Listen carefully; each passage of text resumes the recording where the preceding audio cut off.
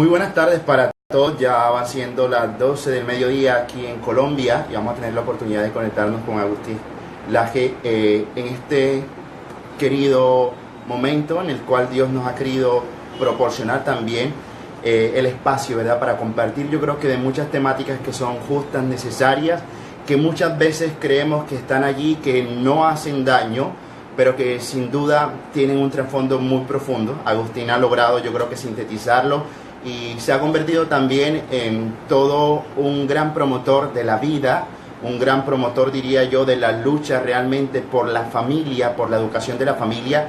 Y es importantísimo que cada uno de nosotros también fijemos la atención en lo que tiene para decirnos, lo que tiene para contarnos y que de una allí podamos nosotros experimentar y vivir esa llamada que el Señor nos hace. Vamos a esperar mientras se conecta. Por favor, me confirma si tenemos buena recepción del audio y del vídeo en este momento. Y también, bueno, vamos a darle espacio a que Agustín logre conectarse en este momento. ¿Qué más les comento? Yo creo que hoy por hoy la sociedad más que nunca necesita argumentos certeros, más allá, me atrevería a decir, alejados incluso de la religión, pero que su fundamento, como nosotros cristianos católicos, tenemos que tener también bastante fijos en nuestra realidad, ¿verdad? Católicos, cristianos, realmente practicantes, deseosos de la vida. En muchos aspectos yo creo que Agustín va a tocar estas temáticas que sin duda alguna vienen a revalorar muchas actitudes que en ocasiones creemos nosotros que están erróneas o que son malas por presentar alguna realidad o por decirlo así. Deseosos pues de que todos se vayan conectando también por allí y que si tienen algunas preguntas, algunas inquietudes, trataremos también de resolverlas a través de este live. Bien, Agustín, buenas tardes. Hola, hola padre, ¿qué tal? ¿Cómo le va? Mucho gusto Bueno, bien, saludarlo. contento, muy emocionado, ¿verdad? De tener la oportunidad de compartir contigo este espacio que yo creo que la gente, los padres de familia, muchos de los chicos, de los jóvenes estaban atentos realmente por querer conectarse y por querer mostrar un poco de esos argumentos que tú a través de las redes sociales también les has querido mencionar y ratificar en torno a la defensa de la vida, en torno a la defensa de la familia como tal.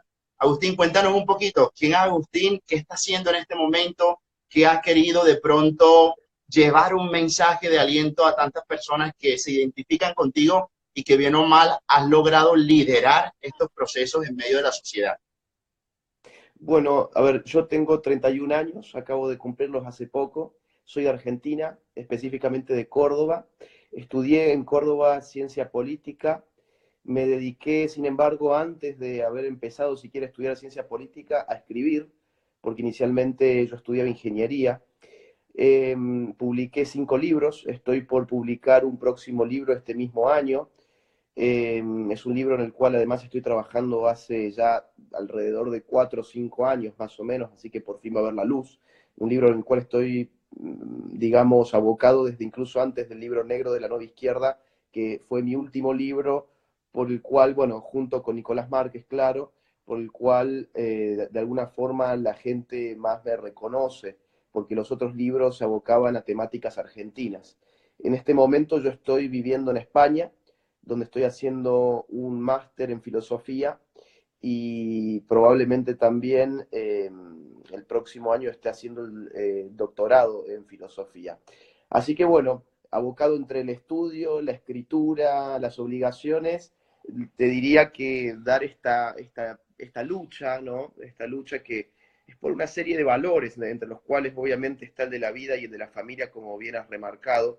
Yo agregaría también el valor de la libertad, ¿no? Y ciertos valores fundantes de lo que llamamos la cultura occidental que parecen estarse, no diría perdiendo, porque perdiendo parece como que es un proceso natural, un despiste, sino que están siendo atacados. Y bajo la idea de que están siendo atacados, surge esta necesidad de poder salir a la palestra a contraatacar de alguna manera, ¿no? Así que eso es lo que me dedico y lo que he hecho en los últimos años. Muy bien, Agustín. Bueno, para todos tus seguidores también los que se van conectando de allí, de todas partes del mundo, nos encontramos en Colombia también, una región que se llama Córdoba y bueno, hemos decidido tener la oportunidad de compartir contigo en esta sesión que se llama Siervos Digitales, que es un espacio también de transmisión en vivo, pero con el deseo de conocer, de instruirnos, de tener las bases fundamentales como para dar argumentos, ¿verdad? Fidedignos, reales y empáticos a la hora de poder defender no solo nuestra fe, como lo decía al inicio del live, sino tras la oportunidad de tener argumentos políticos, culturales, incluso biológicos, a la hora de argumentar en lo que creemos y pues lo que profesamos de alguna manera. Agustín, quisiera que empezáramos hablando o estructurar esta temática en el tema de la familia. Hoy por hoy, ¿por qué es tan importante que la familia esté convencida, comprometida con la educación de sus hijos? A ver, la familia cumple una serie de funciones que yo diría son de nivel sociológico, ¿no? Es decir, son constitutivas de la propia sociedad. Por eso muchas veces se dice que la familia es el núcleo básico o la célula básica de la sociedad, y yo creo que esto es cierto. El individuo aislado realmente no existe. Puede existir como individuo en el cuento de Robinson Crusoe, digamos, pero todos nacemos en el marco de una familia, y quien no nace en el marco de una familia por algún accidente, se le intenta buscar una familia, porque la familia cumple una serie de funciones que son muy importantes. Yo te diría, esas funciones las podemos resumir en tres. Una función psicológica. En psicología se habla de que los contactos con el seno familiar de los primeros años, sobre todo, estructuran la psiquis de la persona. Por eso es que los traumas muchas veces a bajos niveles de edad generan consecuencias que se manifiestan a lo largo de toda la vida, y por eso muchos psicólogos a veces se zambullen a explorar en qué fue de la niñez de las personas, porque en el núcleo familiar hubo alguna semilla importante. O sea, en primer término, entonces la familia tiene una función psicológica en cuanto a la estructuración de la psiquis del hombre. Hay una función sociológica en la familia en cuanto a que es el primer grupo social que desencadena procesos de socialización. Perdón que esté mal de la voz, pasa que estoy enfermo. Si no se entiende bien algo, lo vuelvo a repetir sin ningún problema. Los procesos de socialización es como la sociología le llama al aprendizaje social, aprender las normas básicas de la existencia en sociedad, es decir, de la existencia con otros. Esto lo empezamos a aprender en familia. En familia obtenemos, por ejemplo, los primeros no, no se puede hacer esto, ¿no? Entonces ya hay incluso una estructura jerárquica, aprendemos a respetar a la autoridad, aprendemos que la sociedad mantiene sin lugar a dudas una estructura jerárquica. Por eso es que la izquierda siempre ha odiado tanto a la familia, ¿no? Porque se ha dicho que la familia reproduce esta estructura que ellos llaman autoritaria, pero confunden la autoridad legítima del padre con el autoritarismo político que en general ellos encarnan. Pues bien, entonces tenemos la función de la socialización, la función de la estructuración de la psiquis, y hay una función económica, sin lugar a dudas, que es que, bueno, un ser humano no se puede valer por sí mismo. Una mosca nace y en el primer segundo que nace sale volando y ya es autosuficiente de alguna manera. Los seres humanos, todo lo contrario. Somos, yo creo, que la especie que más tiempo necesita para poder valerse por sí misma. Y ese tiempo generalmente es el tiempo que la familia a uno lo prepara para esa autonomía. Y ahí hay una función claramente económica, no solamente en la enseñanza en cuanto a la producción, que ya eso no viene de parte de la familia, sino en cuanto a mantener con vida a esa persona, alimento, hogar, digamos, ropa, digamos, todo lo que hace falta para las necesidades básicas. Pues bien, entonces, la familia cumple funciones que son imprescindibles. Si se destruye a la familia, esas funciones no dejan de operar, sino que cambian de operador. Es decir, esas funciones son necesarias para el ser humano en cualquier tipo de contexto. No queremos la familia, entonces ¿quién se va a hacer cargo de esas funciones? Pues el Estado. No hay otra organización social que se pueda hacer cargo si no es o la familia o en este caso el Estado. Por eso, y ahora ya sí me meto de lleno en lo que vos ponías sobre la mesa, sobre el tema de la educación, acá hay una disputa que es directa entre el Estado y la familia. ¿A quién corresponde en última instancia decidir qué tipos de contenidos va a absorber un niño, por ejemplo?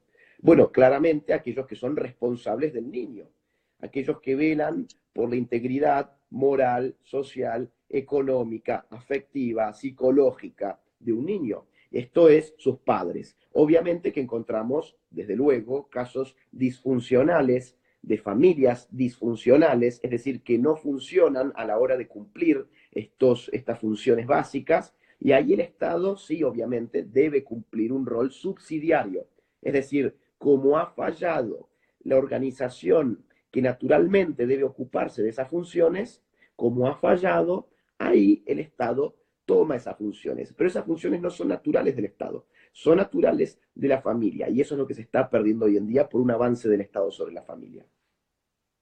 Agustín, quisiera, bueno, traer a colación un poco el caso de Colombia en específico. Hace algunos años, pues, regó, digámoslo así, una situación bastante crítica en torno al tema de familia y la ideología de género. No sé si te diste por enterado y se generó una marcha, yo creo que en fin de los derechos de la vida, en contra de aquellas cartillas que específicamente pues iban a ser financiadas, ¿verdad?, por el gobierno y que tenían impregnada la ideología de género. ¿Por qué el Estado, o más bien la izquierda específicamente, insiste tanto en el adoctrinamiento de los jóvenes, de los niños, en la cuestión de esta ideología de género? Bueno, a ver, varios son los motivos. Por un lado, la izquierda, por definición, ha sido siempre estatista. La izquierda se caracteriza, entre otras cosas, por tratar de politizar la totalidad de las relaciones sociales. Por eso hablamos de totalitarismo. El totalitarismo tiene lugar allí donde el Estado totaliza, es decir, controla a un nivel total las relaciones sociales. La izquierda, al politizar todas las relaciones sociales, termina poniendo a esa organización que por definición monopoliza el uso de la fuerza, que es el Estado, a dirigir esas relaciones sociales. En el marco de la Guerra Fría, lo que se buscó politizar y estatizar fue el mercado, ¿m? Es decir, las relaciones contractuales libres entre los hombres. La Unión Soviética, por ejemplo, la China maoísta, Cuba, o hasta hoy en día, lo que pasa en el régimen de Nicolás Maduro hoy en día, son, digamos, es un esquema bajo el cual la izquierda estatiza relaciones comerciales y entonces el Estado reemplaza al mercado. Ahora bien, hay un movimiento análogo en cuanto al interés de reemplazar no a la institución o digamos a la formación que llamamos, digamos que llamamos mercado, sino a la formación social que llamamos familia. El Estado, de alguna forma, eh, si quiere modificar, a ver, lo voy a reformular. Si la, si la izquierda tiene un interés, que después podemos explicar por qué tiene ese interés, en implantar ideología de género, necesariamente necesita hacerlo en las cabezas de los más chicos. ¿Por qué razón en la cabeza de los más chicos? Porque la cabeza de los mayores ya está totalmente socializada, como habíamos dicho, en un esquema sexual binario. Es decir, sabemos muy bien que biológicamente el ser humano es binario por naturaleza. Hay hombres, hay mujeres. Hay anomalías genéticas y hormonales que llamamos hermafroditismo o últimamente se lo está llamando intersexualidad, pero no dejan de ser anomalías a una norma biológica que es la de XXXY, es decir, hombre o mujer. Un adulto puede, de alguna forma, fingir que piensa que la sexualidad no se define por lo que uno biológicamente es, sino que se define por lo que la sociedad le ha impuesto o por lo que uno puede autopercibir ser. Un adulto lo puede fingir por un montón de razones. Puede ser porque piensa que es cool y de alguna forma de esa manera va a insertarse en el nuevo mundo, va a simular tener mente abierta, ser empático y bueno, todas estas ideologías, ¿no? Lo puede hacer porque tiene que agradar en su lugar de trabajo, porque si no puede ser sancionado en su lugar de trabajo. Lo puede hacer porque si no puede ser sancionado por el Estado. Pero en definitiva siempre se trata de un fingir. Estamos fingiendo que pensamos que un hombre disfrazado de una mujer es una mujer o que una mujer disfrazada de un hombre es un hombre. Pero en el caso del niño, si el Estado logra arrebatar de la familia la función educativa en su totalidad, y acá conecto con el totalitarismo, entonces el Estado puede, o mejor dicho, la izquierda a través del Estado puede diagramar, formatear, reconfigurar esa mente desde cero, porque esa mente está parcialmente virgen, ¿no? Entonces, por eso los niños son el blanco principal de la ideología de género, y por consiguiente son el blanco principal en este momento de la izquierda, y por consiguiente son el blanco principal del Estado, y por consiguiente son el blanco principal de las organizaciones internacionales que están manejando a los estados. Entonces tenemos una pirámide muy importante de poder, ¿no? Agustín, ¿cuáles serían las medidas? Vemos, por ejemplo, hace poco tú subiste un video acerca del PIN parental en España, más precisamente con toda la cuestión del adoctrinamiento y la ideología de género en frente a la educación. ¿Cuáles serían las medidas que yo creo que muchos otros países también de habla hispana tendrían que tomar frente a lo que se nos viene? Porque de frente a nuestras propias realidades estamos viendo cómo la ideología de género está incrementando su proceso de formación en todos los colegios, en las universidades en general. Bueno, por eso mismo se ponen tan locos los promotores de la ideología de género y la izquierda en general cuando nosotros somos capaces de meternos en colegios, cuando nosotros somos capaces de meternos en universidades. Ahí es cuando de alguna forma metemos el dedo en la llaga, porque ellos saben que esos son sus medios de ingeniería social más importantes.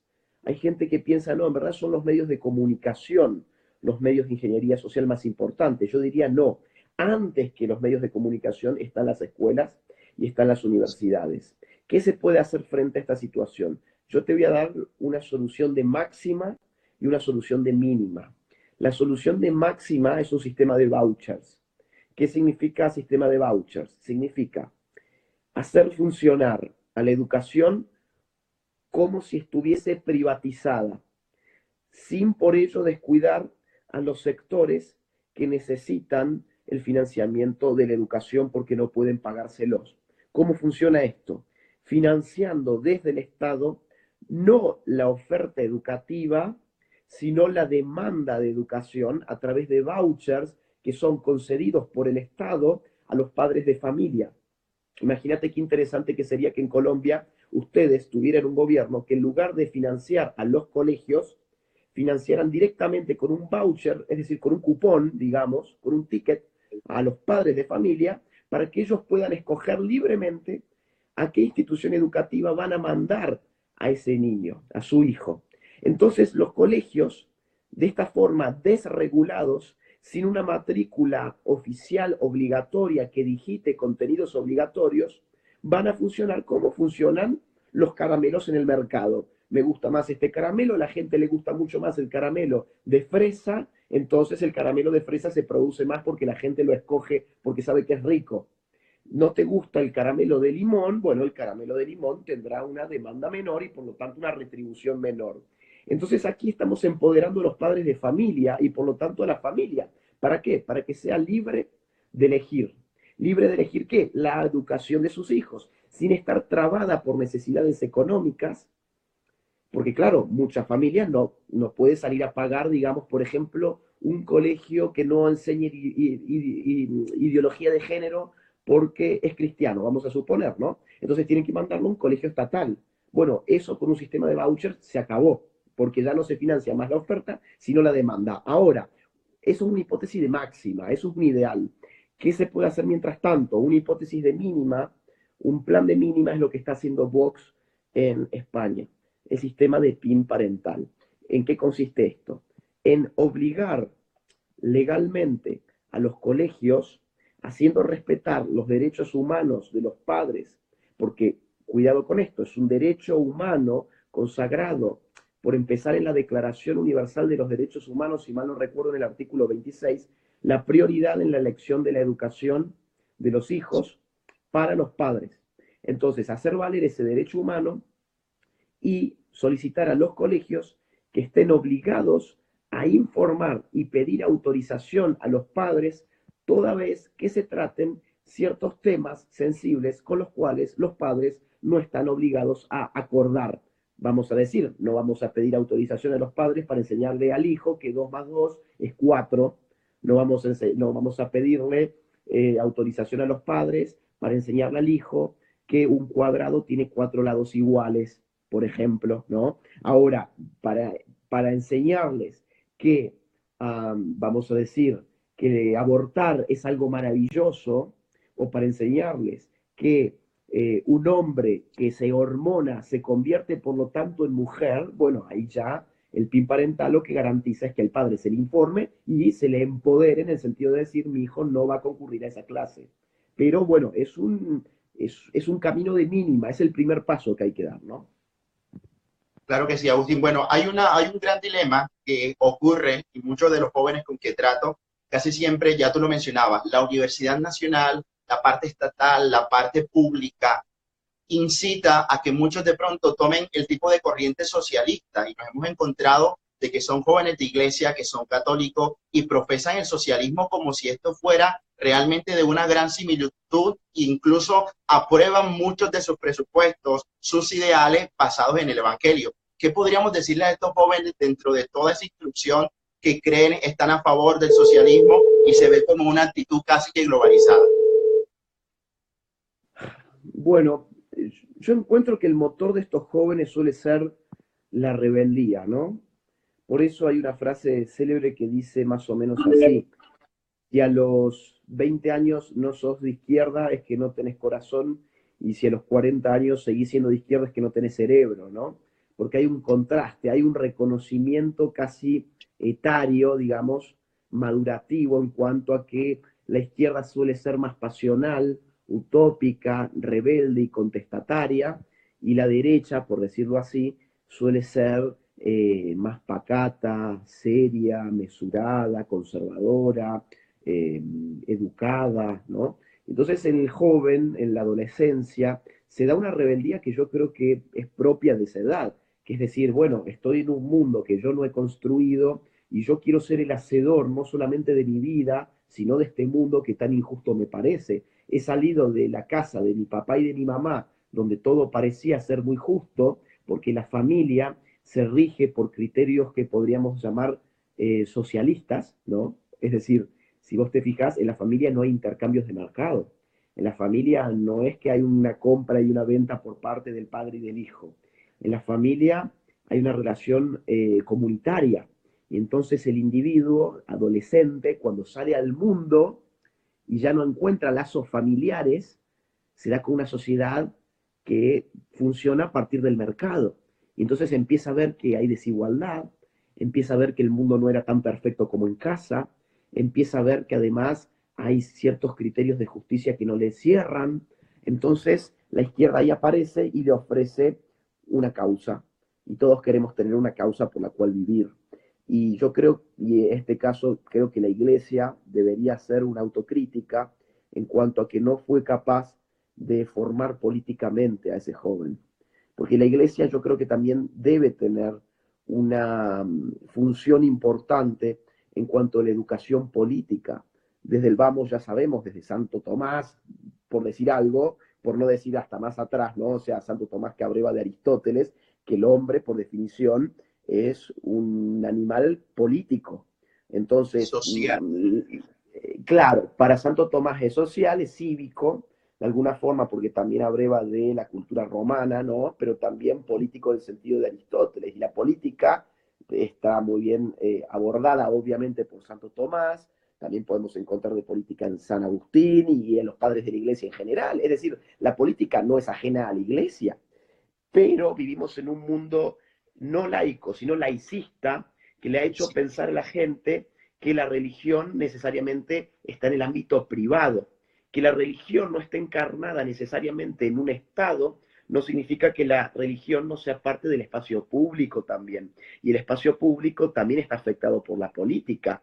Luego, la religión y las iglesias en general, las católicas, pero también las demás iglesias, yo creo que tienen una misión muy importante en cuanto a la educación política de sus jóvenes, porque si no, esos jóvenes terminan ingresando a las universidades, no saben de política, saben solamente de religión y entonces les venden al por mayor un montón de falacias que de alguna forma los termina convenciendo de que ese es el buen camino a seguir, ¿no? Entonces, lo que yo le diría a ese joven es, en definitiva, que trate de siempre analizar las distintas corrientes. En las universidades hay una diversidad posada, hay en verdad un pensamiento único que se ha sabido muy astutamente disfrazar de diverso, de heterogéneo, de rebelde, de subversivo, pero en verdad es un mandato. En la universidad, quien no piensa de la forma en la que piensa la izquierda, uno la va a pasar de forma terrible. Uno incluso va a poner en riesgo su continuidad académica en una universidad, muchas veces por contrariar el aborto, contrariar la ideología de género, contrariar el socialismo. Entonces, el joven cuando se da cuenta de esto, ese motor de rebeldía que en un primer momento lo hizo inclinarse hacia la izquierda, naturalmente lo va a ir llevando hacia el otro lado, porque se va a dar cuenta, me vendieron que esto era ser rebelde, pero resulta que esta supuesta rebeldía es la hegemonía. Cuenta con el apoyo de la ONU, cuenta con el apoyo de los grandes magnates multimillonarios del mundo, cuenta con el apoyo de todo el establishment universitario, de la élite intelectual del mundo. Entonces, ¿de qué estamos hablando? ¿Cuál es la revolución? Acá no hay ninguna revolución, acá hay ingeniería social. Y cuando el joven descubre eso, se revela de verdad. Yo creo que todo este proceso de globalización también ha llevado a que algunas ideologías vuelvan a resurgir. Ya tú lo mencionabas, la izquierda y las políticas también han de pronto aportado grandemente en esto. Yo quisiera que nos explicaras un poco de qué se trata eso del marxismo cultural en toda la temática pues, general y lo que ello implica como pensamiento filosófico político. Bueno, es una muy buena pregunta. Yo tiendo a llamar preferentemente al marxismo cultural nueva izquierda, pero a los efectos prácticos es lo mismo. ¿Qué viene a ser esta nueva izquierda o marxismo cultural? Viene a ser la toma de conciencia de la izquierda respecto de la incapacidad de llevar adelante una revolución en el terreno económico. La izquierda, la vieja izquierda, lo que ya podemos llamar vieja izquierda o digamos marxismo, leninismo, por ejemplo, las FARC en Colombia fueron un modelo de vieja izquierda. Esa vieja izquierda pensaba que la contradicción fundamental en el mundo se daba en clave económica entre los obreros y los capitalistas, básicamente, ¿no? Entonces, si la contradicción fundamental es esa, la revolución para modificar el sistema necesariamente debe pasar por la colisión de los obreros contra los capitalistas. Entonces, ¿cuál es digamos, cuál es la estrategia de esa vieja izquierda? Convencer a esa clase obrera de que tiene que tomar el poder del Estado para traer el socialismo. Punto. ¿Qué ocurrió? Ocurrió que ellos pensaban que la revolución iba a llegar primero que nada en los países más capitalistas, por la tendencia a los ciclos de crisis, por la masiva explotación de la clase obrera, etcétera, etcétera. Marx pensaba que primero esta revolución iba a pasar por los países más capitalistas. Por eso él, por ejemplo, se va a morir a Londres, ¿no? Él se va a Londres y él en sus últimos días de vida se escribe cartas con Engels, su socio intelectual, al cual le dice y le expresa su intención de poder ver la revolución que él había de alguna forma profetizado en Londres. ¿Por qué? Porque Inglaterra, en aquella época y también hoy, es un centro del poder del mercado mundial. ¿Qué ocurrió? La revolución en estos países nunca llegó, todo lo contrario, estos países incrementaron su riqueza, que derramaron a las clases obreras se aburguesaron, esto es, dejaron de tener motivos claros para salir y agarrar un fusil y sumarse a un grupo guerrillero y hacer una revolución. Imagínate qué absurdo que sería ver esto en los Estados Unidos, donde los obreros tienen su iPhone, su televisor de no sé cuántas pulgadas, su automóvil, su casa y sus hijos comen todos los días muy bien, ¿no? Entonces, bajo este contexto, la izquierda ya en los 60 se da cuenta que no puede seguir jugando a hacer la revolución con los obreros, porque los obreros lo último que quieren hacer es poner en riesgo su vida y su integridad física para hacer la revolución. Y ahí empiezan a encontrar, entonces dicen, bueno, nos olvidemos un poco de la contradicción obrero-burgués. ¿Qué otras contradicciones podemos encontrar en la sociedad e impulsar, es decir, echar leña al fuego, ¿no? Antagonizar. Bueno, hombre-mujer, el feminismo. Bueno, homosexuales, heterosexuales, y ahora le agregaríamos toda esa sigla LGBTTQI, ¿no? Más, incluso le ponen el signo más, esa contradicción versus heterosexuales, entonces ahí nace la idea de el heteropatriarcado, podemos encontrar la contradicción animales, seres humanos, y ahí empieza toda esta deificación de el reino animal, ¿no? O sea, no el respeto por el ser vivo, obviamente, que eso aparte la propia iglesia lo defiende, sino lo que es, yo diría, claro, una suerte de nueva religión panteísta, ¿no? Y esta cosa de que el hombre es casi una plaga en este mundo y es mejor que el hombre se esfumase del mundo para que el Amazonas pueda florecer, ¿no? Estas ideologías que hoy están bastante de moda. Entonces, bueno, por no hablar de otros tipos de contradicciones, por ejemplo, el tema del indigenismo ha sido muy bien explotado en muchas zonas. Ustedes tienen, digamos, esto allí, en Colombia, está también muy fuerte en Bolivia, obviamente, en Perú, en Ecuador. La última crisis que tuvieron allí en Quito tuvo que ver con el indigenismo. Entonces, estas contradicciones que ya no son económicas, sino culturales, han sido fundamentales para la reconversión de esa izquierda. Y esa izquierda que estaba agotada en el plano de la lucha económica, se revitalizó en el plano de la lucha cultural. Y esa izquierda que da una lucha cultural es lo que llamamos nueva izquierda o marxismo cultural. Ok, Agustín, hay yo creo que ciertas situaciones que también como católicos a nosotros nos cuestionan ante el hecho de la diversidad que la comunidad LGBTI, y ya tú lo mencionabas ahorita, ha tenido, ha sesgado, ha mencionado, ha insistido, y a veces creemos quedar nosotros como los malos de la película frente a la no aceptación de muchas de sus realidades, cuando en ocasiones no se nos acepta tampoco a nosotros lo que profesamos o lo que creemos. ¿Cómo podríamos manejar esa situación de que el ser diversos no atañe pues una participación directa con ellos? Mira, yo tengo bastante inconvenientes con la palabra misma, de, según cómo se use lo diverso, porque si lo diverso carece de límite y va hacia el infinito, entonces tenemos un gran problema, ¿no? Que es la indeterminación de aquello que estamos llamando diverso. Es decir, es una puerta totalmente abierta a lo que se te ocurra que puede ingresar por esa puerta.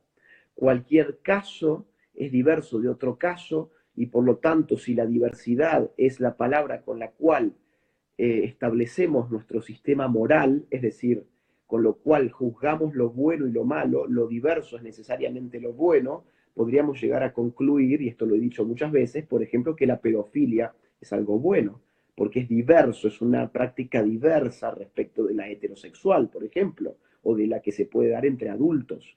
Podemos concluir que la zoofilia es una práctica diversa. Podemos concluir que la necrofilia es una práctica diversa. ¿Y por qué además la diversidad solo se relaciona con el marco de lo sexual? Sería mi segunda objeción. O sea, mi primera objeción sería, ¿por qué hablamos de diversidad sin límite? Porque la diversidad sin límite es autodestructiva, es decir, no soporta un análisis lógico. Si no limitamos la diversidad, entonces cabe espacio en esa diversidad para aquellos que quieren destruir la diversidad. Pero si limitamos la diversidad, de alguna forma estamos yendo en contra de lo que la propia palabra se supone que significa, con lo cual tenemos un problema lógico importante con esa misma noción. Pero el segundo gran problema es por qué hemos anclado la palabra diversidad con la sexualidad. Si la diversidad como palabra lo único que está sugiriendo es una suerte de multiplicidad heterogénea, que es una multiplicidad heterogénea, distintas formas de ser. Ahora, el ser no se reduce a la sexualidad. La sexualidad es una parte de lo que somos, pero no somos sexualidad. Somos personas y tenemos una serie de características que todas ellas pueden ser diversas. Por ejemplo, la religión es una característica que puede ser diversa. Y ahí cuando nos metemos a cuestionar de por qué la palabra diversidad no opera en un sentido religioso cuando se trata de incluir al cristianismo, es cuando nos damos cuenta que la diversidad en verdad es una ideología que está ocultando un montón de cuestiones. Entonces yo no trataría de rescatar la palabra diversidad, yo trataría de atacarla y de reivindicar el concepto de libertad religiosa para el cristianismo. Yo creo que la palabra libertad es mucho más valiosa que la de diversidad, porque la palabra libertad no tiene este problema lógico. La palabra libertad ya por sí misma establece sus límites, a diferencia de libertinaje, por ejemplo, ¿no? La palabra libertad ya establece a sí mismo un límite claro, por ejemplo, en no coartar la libertad del otro. Yo no tengo la libertad de coartar la libertad del otro a tener su creencia religiosa y vivir conforme su creencia religiosa sin por ello dañar los derechos de los demás, por ejemplo, ¿no? Entonces, lo que hay que rescatar, yo creo, es la noción de libertad religiosa, libertad de conciencia, que es lo que se ha perdido. Y si vos te fijás, se ha perdido en el nombre de la diversidad, lo cual es una cosa espantosa. Pero todos estos temas hay que pensarlos muy bien, ¿no? O sea, digo, tienen un fondo filosófico que hay que saber explorar para poner sobre la mesa todas sus falacias, porque está lleno de falacias. Bueno, en algún momento te he escuchado en alguna de las charlas que has mencionado que la comunidad LGTBI es todo un lobby. ¿Cómo llegar a la conciencia? A lo mejor muchas personas se identifican como homosexuales, pero que no obligatoriamente tienen que hacerse partícipes de este lobby o de esta comunidad en específico. Bueno, a ver, que el LGBT y que el feminismo es un lobby, no cabe dudas, por la propia, digamos, por lo que un lobby mismo significa. Un lobby es un conjunto de personas organizadas que tienen un objetivo muy claro de influir sobre políticas públicas específicas y para las cuales se destina digamos, unos montos dinerarios exuberantes.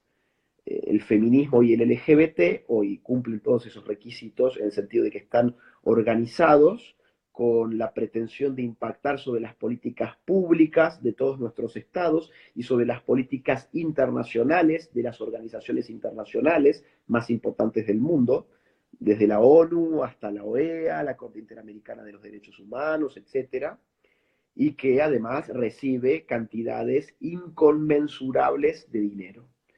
Por ponerte un solo caso, la Fundación LGBTQ Issues es una fundación LGBT, ha llevado adelante una suerte de conteo de dinero, ha contabilizado cuánto dinero ha recibido el LGBT entre el año 2013 y el año 2016.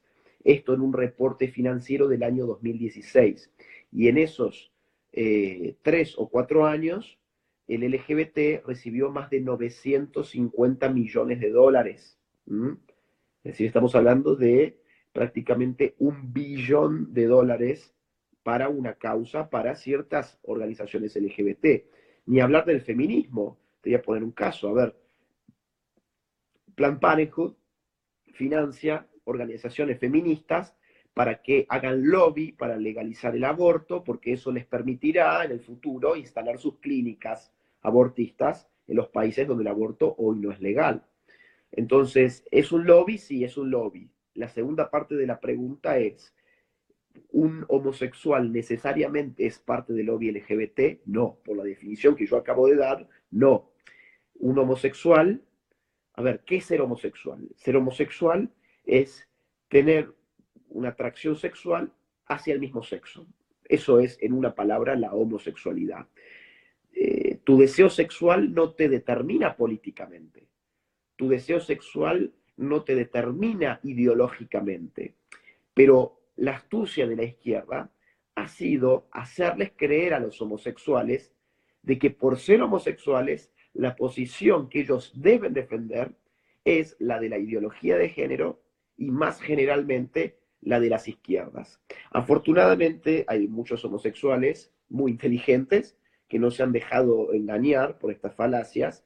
Yo le he hecho algunas entrevistas a algunos de ellos en mi canal de YouTube Y ellos están, digamos, dando una lucha muy clara contra la ideología de género y contra las izquierdas. Entonces, ser homosexual no es ser parte del lobby de género. Y eso también lo tenemos que tener claro nosotros para cuando hacemos nuestras críticas. Porque a veces hay gente que es crítica con la ideología de género y confunde el ser homosexual con el predicar la ideología de género. Y si vos te fijas, quienes predican la ideología de género, yo te diría, en la mayor parte de los casos, los más poderosos no son ni siquiera homosexuales, son heterosexuales. Por empezar, todos sus financistas. Bill y Melinda Gates es un matrimonio heterosexual, ¿m?, que financia el LGBT en el mundo. Entonces, ser homosexual obligatoriamente es ser parte del lobby de género, no, y nosotros tenemos que remarcarlo siempre. Muy bien, Agustín, yo creo que has tocado un tema también crucial, que tú has dado continuamente una lucha, has levantado la voz por esos que no nacidos, por tantos que de pronto estamos luchando también en pro de la vida, y como hoy por hoy pues ha sido una continua lucha frente a esas realidades. Y hay una primicia que muchas veces tratan de escudar detrás de lo que nosotros profesamos y creemos, y es decir, por ejemplo, que los argumentos en contra del aborto son enteramente religiosos. ¿Cómo podemos desborrar un poco esa realidad, que no es solo la iglesia la que prohíbe el aborto, no es solo la iglesia la que está luchando en contra del aborto o las comunidades cristianas, sino que hay fundamentos políticos, biológicos, como decíamos ahorita, alrededor del aborto? Bueno, otra vez, yo creo que, a ver, por un lado la izquierda, el abortismo, el progresismo en general, ha sido muy astuto porque se han dado cuenta, no es conveniente pelearnos, por ejemplo, con un genetista, por ejemplo, con un embriólogo, sino más bien vamos a pelearnos con el cura, con la monja y con el religioso, ¿no? La tenemos mucho más fácil. ¿Por qué razón la tenemos mucho más fácil? Y bueno, porque mi argumento como progresista va a terminar siendo necesariamente, pues oigan, si ustedes no quieren abortar porque consideran que es un pecado abortar, entonces ustedes no aborten. Pero el resto de la gente que puede creer o no creer en Dios y por lo tanto creer o no creer que es un pecado abortar, pues déjenle la libertad de escoger. Entonces, si vos te fijas, esta es la matriz del discurso hegemónico. Esto es lo que se escucha en todos los medios de comunicación, esto es lo que repiten todos los militantes.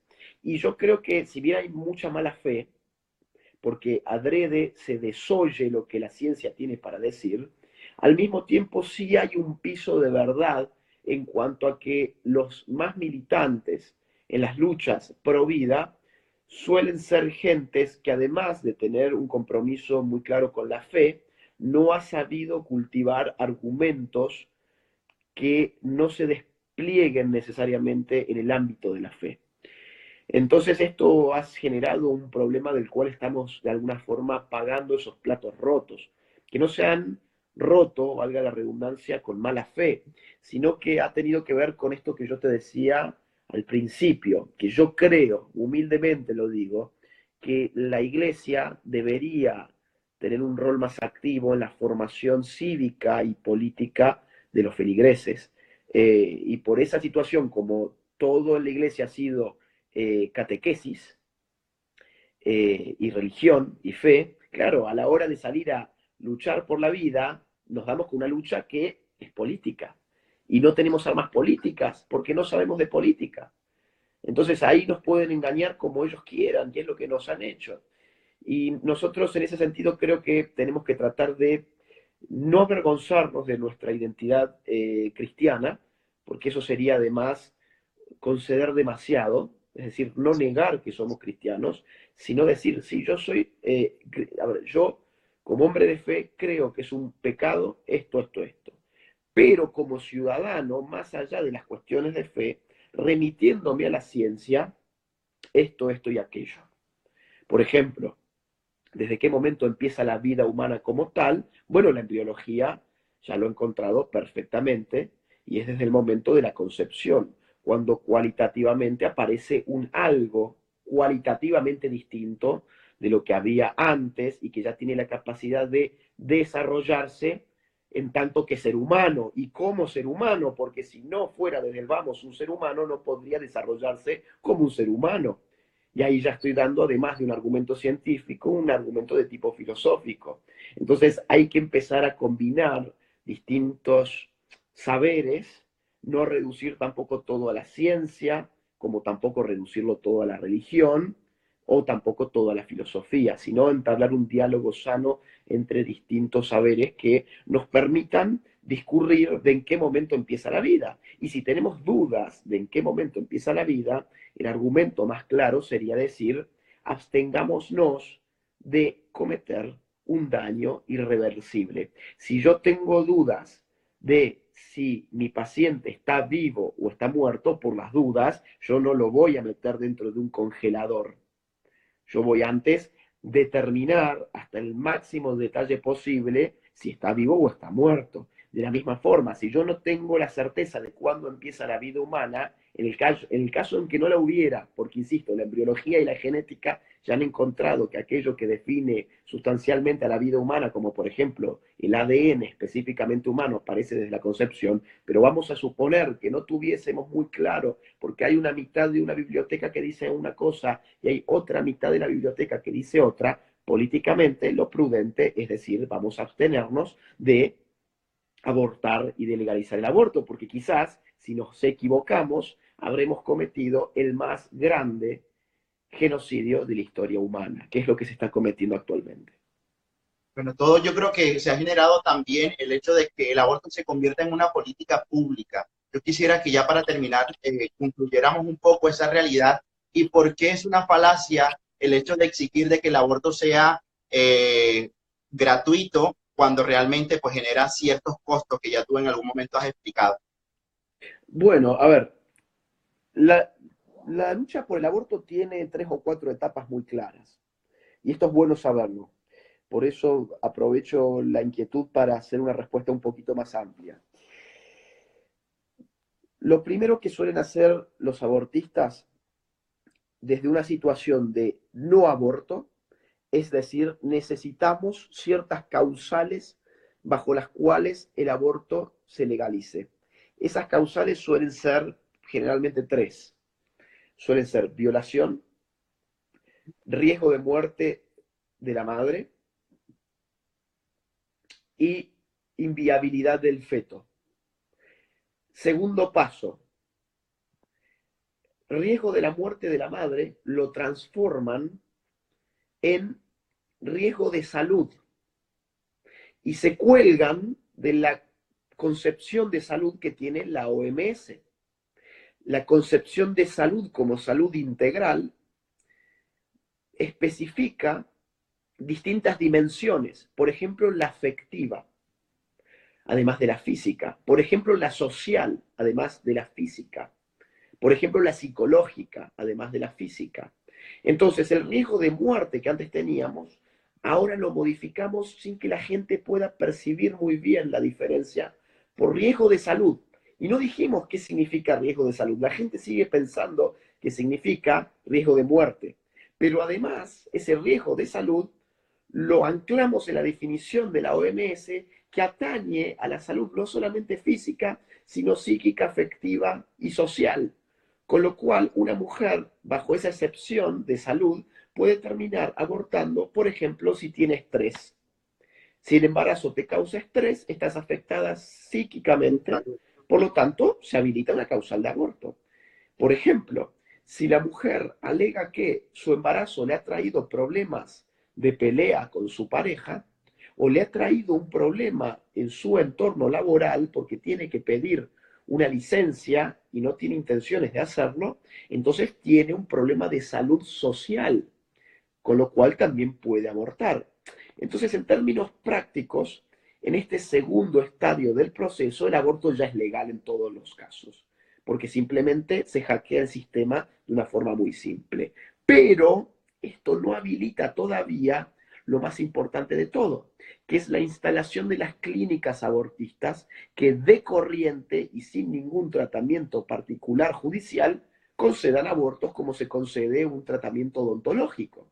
Y ahí viene la tercera fase de la lucha, que es decir, necesitamos aborto legal. ¿Hasta cuándo? Suele ser hasta las 12 semanas, generalmente. Y después, esas 12 semanas, cuando se legaliza, ya llegan las clínicas, el negocio empieza digamos, a facturar lo que tiene que facturar, o sea, millones.